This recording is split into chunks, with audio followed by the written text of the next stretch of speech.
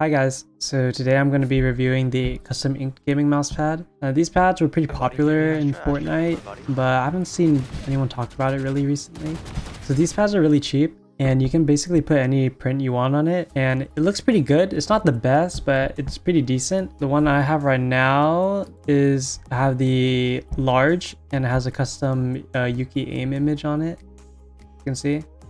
So some qualities of the pad are that it has stitch edging, and the edging is pretty thick, but it's not the best. I mean, it is an $11 pad, so it's whatever. The edging is about the same or slightly higher than the pad, but it doesn't really bother me. And there is a part of the stitch that does stick out. If you look right here, you can see like there's this little thing that's sticking out of the pad. So the stitching isn't the best, but yeah, again, it's $11, so I can't really complain. Alright, so the base of this pad is a standard rubber base and it does stick to the desk, but it's not that great compared to other pads. And the thickness is about 3 millimeters, which is about the same as an artisan mid.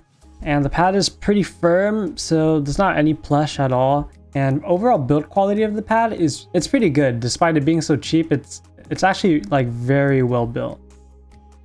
So for the surface of the pad, it's not extremely smooth. But don't get me wrong, it's definitely not like textured or anything.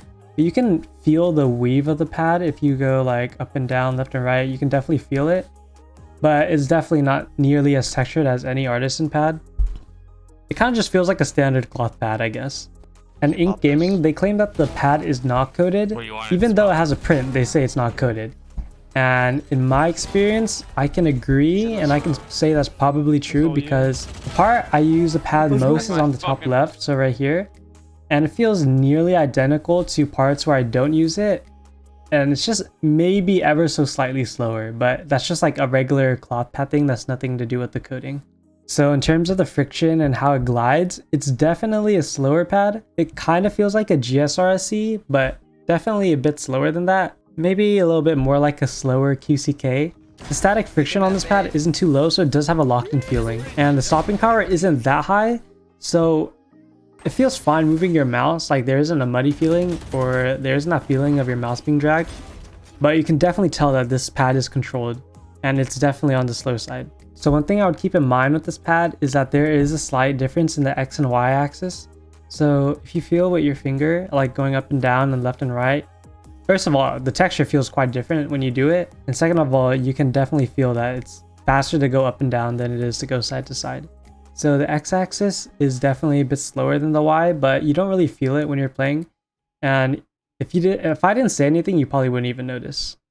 A little history is that I bought this pad after my Artisan Zero because I wasn't really satisfied with my Zero. And I wanted to try something else, and that's when I came across this pad. And to be honest, I just wanted the Yuki aim print on it because I just thought it looked really nice. So that's the main reason I bought it. But I was really surprised by the quality of the pad and just how great it felt to use. So I did used to use this pad with the Starlight 12, so those have the 4 corner skates. So it did feel a bit faster when I used it with that compared to my G Pro, but it definitely was still controlled. So if I had to rate this pad out of 10, I'd probably give it a 7.5 out of 10. And the reason I'm knocking it off those points is because yes, it's a great pad for Valorant, like it feels great to use, but I can't ignore the stitch edging problems. Base is just a standard rubber base. It is a mid, but I would probably prefer if there was a little bit more plushiness to it. And the stopping power isn't that high on the pad, so I would prefer like a little bit more stopping power. But overall, the pad is still really good. So would I be able to recommend this pad? I would say that if you're looking for a mouse pad that's controlled, cheap, and has custom printing, then you really can't beat this pad. But if you don't care about the printing and the price and you only care about performance, then I would definitely save up more money to buy something else that's a bit more premium. There's the base and the stitching, and you'll probably find a surface that it feels much better to you. If you guys are not sure what to buy, I'm going to be uploading more mousepad reviews, so stay tuned to watch them and maybe you'll find something that'll fit your preferences a bit more. But yeah, so that's going to be all for this review. It's like there's not much to say about this pad, but also follow me on Twitter, guys, because I'm trying to get more followers. All right, bye guys.